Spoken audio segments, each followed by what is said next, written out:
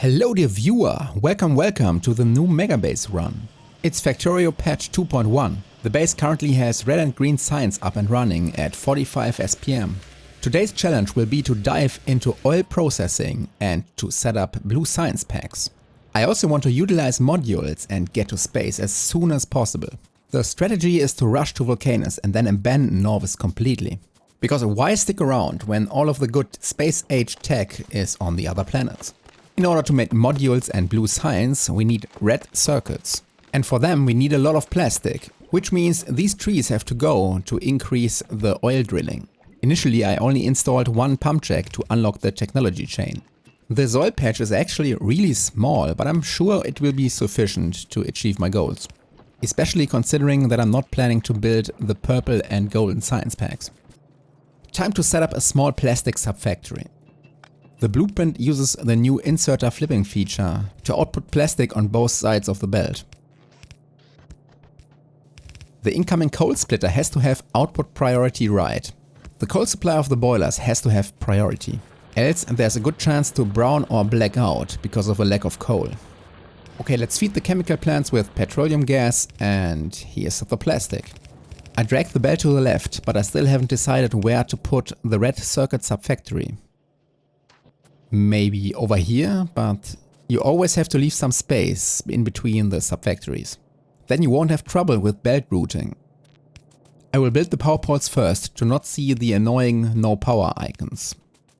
Some viewers in the comment section explained that you can turn off the blinking warning icons. That's true, but then the constant icon will hide the selected recipe. For red circuits, a ratio of 1 assembler making copper cables to 6 assemblers making red circuits is perfect. Looking at the current research in the top right corner, we have to hurry up. Productivity and efficiency modules will be researched in a minute. In the past I've also heard a couple players say that modules aren't worth it the investment in red circuits and green circuits. But this couldn't be further from the truth. When used correctly, modules are super overpowered. You don't see how? Especially the efficiency module level 1. Now that we have access to red circuits, let's set up the production and get going. One assembler is supposed to produce productivity modules, the other one efficiency modules. We don't need that many productivity modules, which is why I set the limit for the insertion into the chest to 8. On the other hand, we need a lot of efficiency modules, which is why I set the limit to 20. I would advise to use efficiency modules in miners first, but using them to reduce power consumption in assembling machines level 2 is also amazingly good. So here's the thing, this spider nest in the north spawned during the last episode. Apparently in default there are now very large expansion groups creating these huge nests.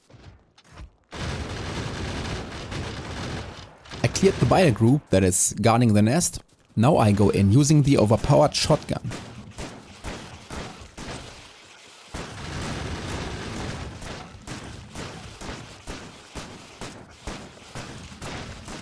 This looks kinda silly, but this is what you get when you have 2 overpowered items.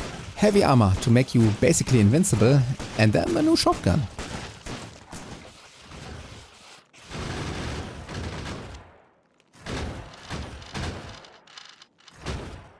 Let's move the safety gun turret line a bit closer.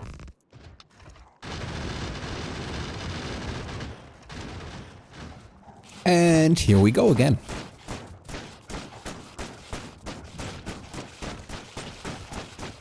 If the game lets me do it, it's legal. Yeah, the shotgun is my new favorite weapon in the game, that's for sure. Let's clean up the rest and then we can continue building the base.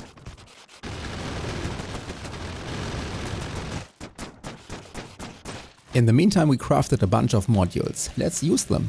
Prod modules in labs, that's plus 8% free science.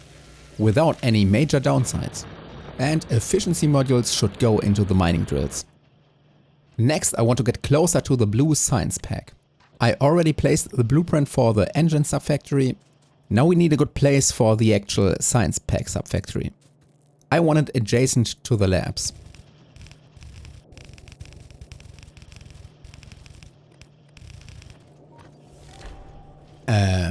Oops, it stings and they don't like it.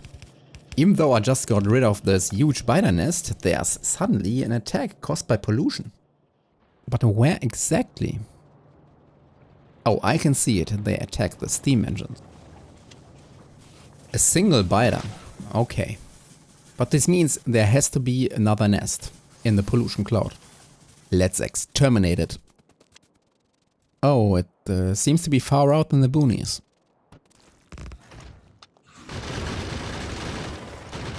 Oh, there are quite a lot of worms. That's more dangerous. The trick is to dodge and move from left to right, and in between perform a little moonwalk. I guess my engineer needs a hydration break. Let's keep going.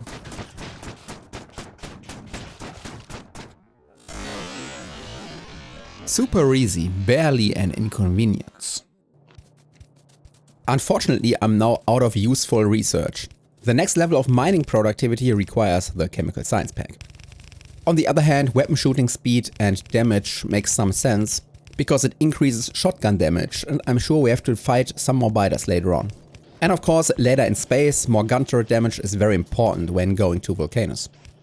I like to set up the engine production like this. One assembler on each side making pipes, and then 6 assemblers for the engines. For each assembler making blue signs, we need 1 assembler making engines, because the recipe for the engines is just slightly faster. Blue signs, I think, is the point in the game where most newcomers start to struggle. While red and green signs can be made from copper and iron exclusively, blue or chemical signs relies on oil products, plastic, sulfur, engines and red circuits, recipes that require 3 ingredients. The trick is to tackle each challenge one step at a time. And when building these modular subfactories, it's easier. Okay, the subfactory is ready and we have red circuits and engines. Only sulfur is missing.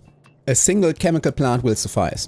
Since sulfur needs water, I will build it over here near the lake and the plastic subfactory. It's also nice that iron and copper belts are close by. This will enable us to build some batteries and accumulators. The only downside, this will be a very long sulfur belt. Okay, in theory, the blue science subfactory is done. Let's see if it works. Oh, and of course we have to connect the outgoing belt to our labs. In the meantime, I equipped most of my mining drills with efficiency modules. This solves the pollution attracting biters problem. Let's also quickly set up a sulfuric acid production and batteries. Using productivity modules for the blue science packs. It's the most advanced product we are making right now, so increasing productivity is very beneficial. Using productivity modules means increased electricity consumption. We counteract with efficiency modules. I increase the refinery count to 4, since plastic needs a lot of petroleum gas. And at this point, let's double the green circuit production. When building modular like this, we can just copy-paste the already existing block. Oh, even though I cannot reply to all of your comments, I will read every single one of them. Thanks for your contribution, and I will of course set up a playlist for the series to make it easier to watch all episodes in order. If you are not yet subscribed to the channel, just press the damn button. It's free. Okay, here we go. The green circuit production has been doubled. Let's continue producing a handful of accumulators. They will hopefully come in handy to store some excess energy during the day. And while we're at it, let's store some batteries in a chest. I'm sure I will need them later to handcraft some bots. Now that we have chemical science, let's look at the tech tree real quick. I want to get advanced oil processing engines and then the 3 items required for rocket launches. The copper plate production can't keep up anymore. That's expected when making a lot of red circuits. We have to slowly increase production and get at least a full yellow belt. Especially LDS and blue circuits will consume a lot in the future. I'm going to transition from normal oil processing to advanced oil processing, using this tileable blueprint. Every second refinery is flipped to make it possible. To increase water throughput, another offshore pump. I will take water from the boiler fluid system. In Factorio 2.1 this is not a problem, because pipe length doesn't really matter anymore.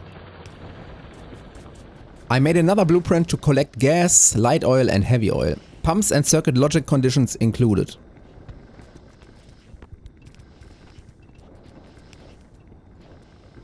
Since I'm rebuilding the refineries, the plastic production has no gas whatsoever. Let's change that and connect the petroleum gas output to the pipeline. The display panels tell you exactly which recipes should be connected to which pump. Heavy oil cracking will only be enabled if there's more than 10,000 heavy oil in the storage tank. The same for light oil cracking. Speaking of which, let's continue building a tileable light oil cracking blueprint. And below it, a heavy oil cracking blueprint.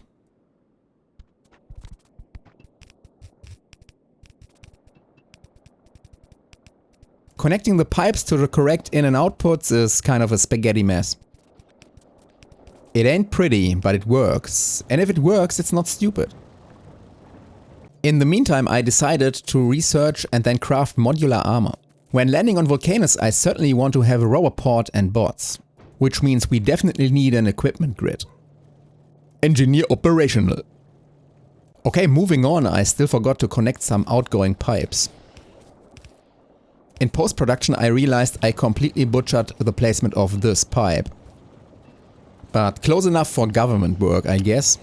I probably fixed it later.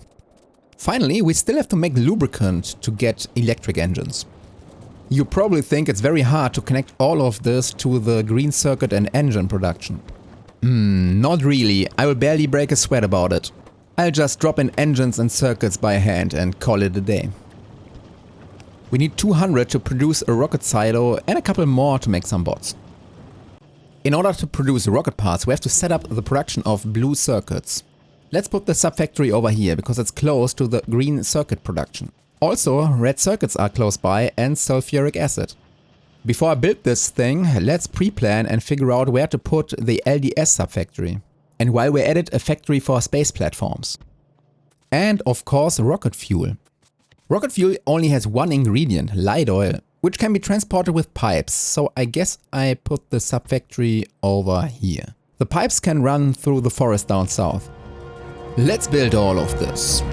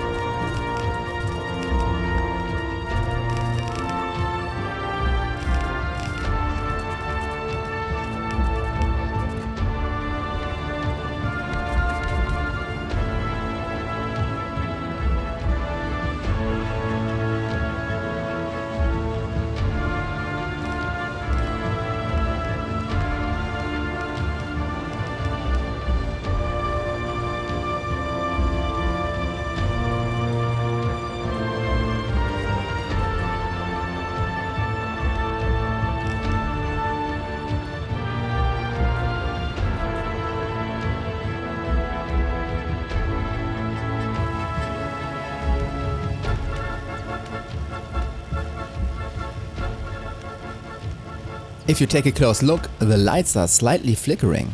We need a bit more steam engine power. And I guess you already noticed we are currently researching the rocket silo. Which means I have to worry about getting the required crafting materials. One of which is 1000 concrete. I decided to automate production south of the stone patch. Since I haven't set up military signs or purple signs, stone and stone brick production isn't automated at all. Actually, now that I think about it, I think the only item I needed stone for is the steel furnaces. This will also be the only electric furnace required on Nauvis, because I'm too lazy to automate with coal. I will limit the chest to hold exactly 1000 concrete, just enough for the rocket silo. While waiting and collecting the required parts for the rocket silo, I decided to build the subfactory for space platform foundations already. Cause why not, we need a lot of them soon. The base is researching and making progress just based on one yellow belt full of copper plates and one yellow belt full of iron plates. With this strategy, blue science, and off we go to Vulcanus, this is sufficient. Let's build some more belts and collect the rocket parts in these 3 wooden chests. 1000 concrete, 200 electric engines, and research is done. Let's handcraft the silo.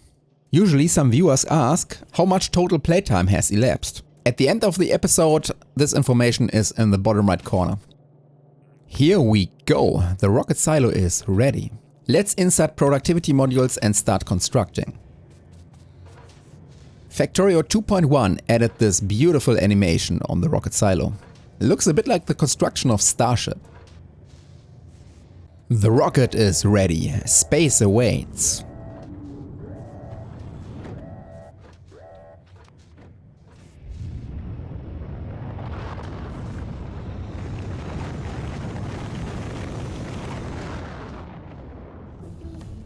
Next time we will build a fleet in orbit to collect space science and build a spaceship to fly to Vulcanus. Subscribing to my channel will help you not miss the next episode. Thanks a lot for watching, and a special thanks to my awesome Patreon supporters, especially the ones in the legendary and epic tier. Thank you so much. Download the save game, have a look at the base, or just play along. See you on Vulcanus. Bye.